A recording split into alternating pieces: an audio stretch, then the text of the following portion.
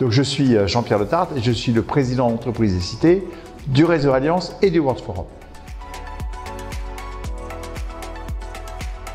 La question aujourd'hui qui se pose pour les entreprises, c'est d'abord l'urgence pour s'adapter aux enjeux de la RSE, climatique et sociale.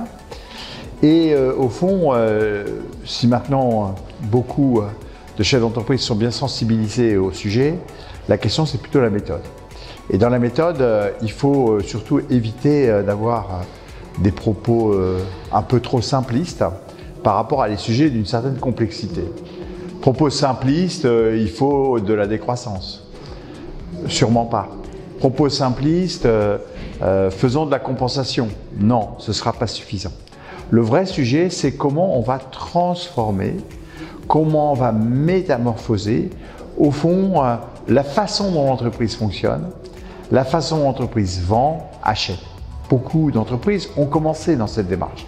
Vous pouvez prendre Decathlon qui a lancé un magasin, par exemple, de location en Belgique de l'ensemble de ses articles de sport.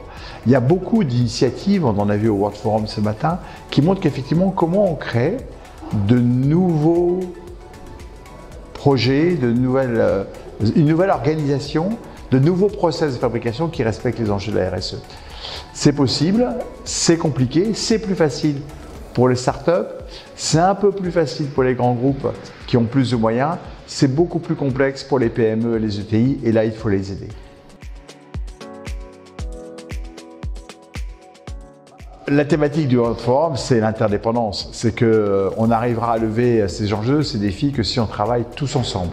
Les entreprises, et entre elles d'ailleurs, mais les entreprises avec les collectivités territoriales, avec le pouvoir politique, avec les centres de formation universitaire, avec les associations. Donc c'est un travail collectif. On voit bien que, au fond, depuis des années, au travers du Réseau Alliance, du World Forum, de REF3, c'est cette idée de co-construction, de collaboration qui est l'essence même des méthodes qu'on veut mettre en place. Donc oui, effectivement, on est tous interdépendants, on l'est aussi au niveau mondial. Et donc travailler dans cette interdépendance qui, en fin de compte, privilégie l'intelligence collective et l'action collective.